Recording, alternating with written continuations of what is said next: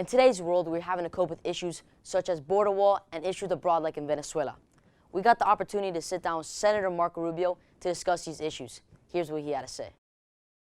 Mr. Rubio, I'd like to thank you for taking the time to sit down with us. Absolutely. I'd like to ask you a few questions, mostly about Venezuela and the veto. Yep. So firstly, now that Trump has vetoed Congress, how do you think Congress is going to react to all of this? It actually doesn't change anything because the president's asked for $5.7 billion for the wall. If you add in the $1.3 billion that Congress has authorized, $800 billion that he has in the, or $800 million in the forfeiture fund, which he has the right to use, and another, 4-point-something billion, almost 5, that exists in a second fund called the Anti-Drug Department of Defense Fund. He has all the money he needs for the $5.7 billion. Plus, in October, there'll be another funding bill that'll provide another $1.3 billion at a minimum. So this was going to happen one way or the other. I think the issue here in question was when he declared an emergency, he announced he was going to touch 3 funds. The first 2 were not problematic. He has the right. Those are discretionary. You can spend that money any way you want. The president can. The third was military construction. And military construction is actually specifically appropriated by Congress with detail about these are the projects, these are the ones. And under our Constitution, the power of appropriation belongs to Congress. And so it cannot be that a president, any president, can come in and decide, I'm going to take money that Congress specifically appropriated for this purpose, and I'm just going to take it and use it for something else.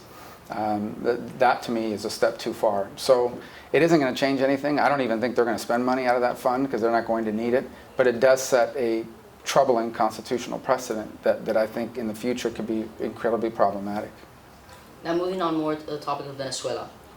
Why is it necessary for the United States to be involved in this major crisis? Yeah, and why it matters to America is the central question. That's the right question to ask because ultimately everything we do has to be in our national interest. So what's happening in Venezuela today has a direct impact on the United States. To begin with, they're destabilizing the region. They're destabilizing Colombia, which is our strongest partner in South America right now.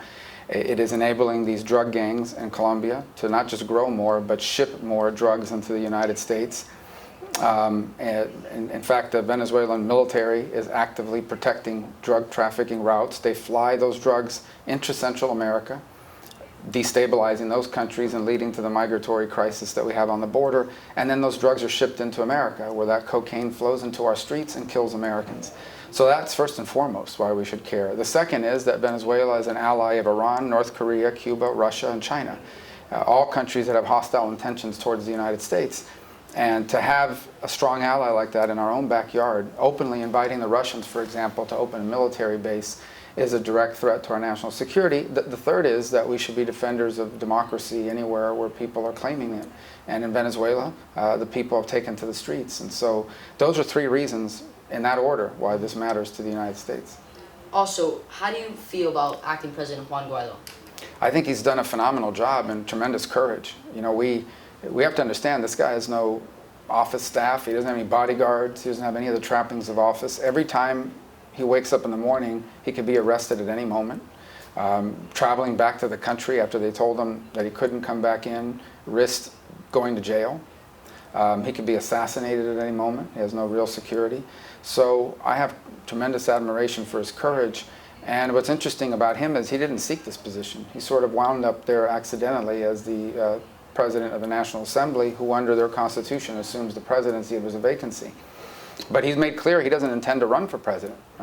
He wants to serve as an interim president as part of a transitional bridge towards the restoration of their constitutional republic. Now moving forward towards actually going backwards to the 2016 election, what was that experience like?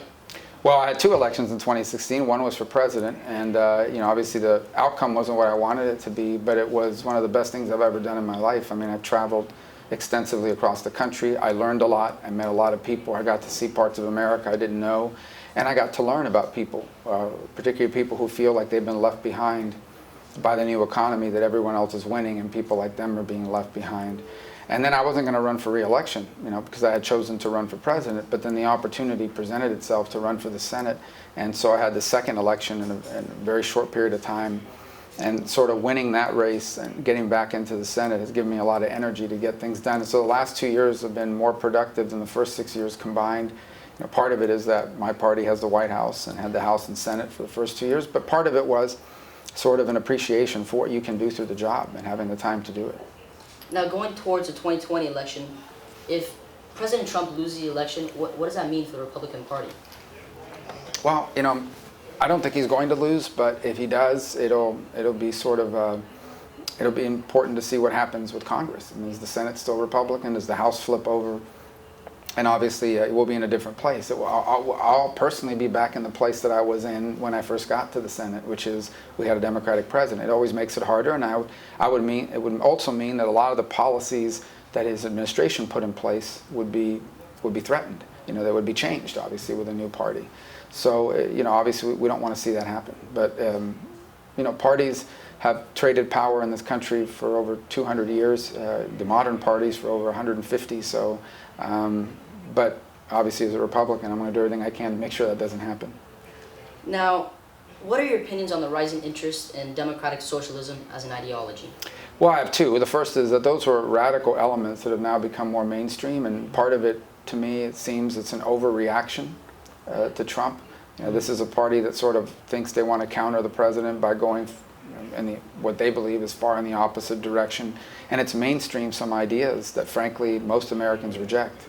So that's my first. My second observation about it is that any time that there's been economic uncertainty, socialism, the theory, is appealing to people, right? This notion that some government's going to step in and make things equal. The problem is there isn't a single example of where it's worked that way.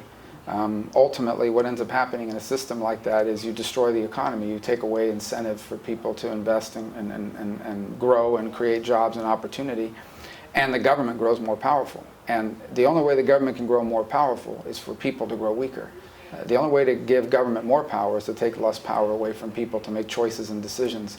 And so ultimately, that's why in many countries, socialism almost always leads to some form of tyranny, because government has to force things and it needs the power to force them.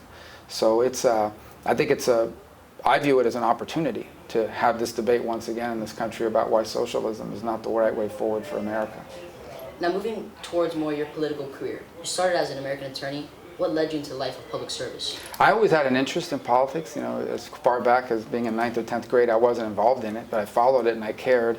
And there really wasn't a master plan. It was sort of, I went to law school. My plans, to the extent I had them, was just to be a lawyer and then one day maybe pursue public service. And then I had an opportunity to run for the city commission in West Miami, which is a small city. I got elected. That led to an opportunity to run for the state legislature, and I got elected. And I enjoyed it. I enjoyed public service. And so one of the things snowballed into the next, So it wasn't like I sat down and planned it out, but it sort of, sometimes life happens that way, and you, opportunities, you take them when they come. And it's, it's been public service has been rewarding. I mean, I really enjoyed it, and you can make a difference. The Senate is the only time I've ever had it as a full-time job. When you're in the legislature, it's a part-time job. When you're in the commission, we met once a week. But at each step along the way, I think the most fulfilling part of it, and I know that Belen instills that, is that the notion that you can be of service to others. That you have an opportunity in whatever you do. It doesn't have to be in politics. It can be in journalism. It can be through teaching. It can be in ministry. The opportunity to use your skills, your talents, and and whatever you're good at to be of service to other people is difficult to quantify in dollars and cents. It's why even the richest people on earth are donating millions and millions of dollars of the money they've made because they want to feel that they've made a difference. It's a natural thing that's instilled in us. And public service has given me the opportunity to do that. Once again, Mr. Rubio, I'd like to thank you again for this opportunity, for allowing us to sit down. Absolutely. Thanks for having me. Again, we'd like to say thank you to Senator Marco Rubio. For WBLN, I'm Lucas Consuegra.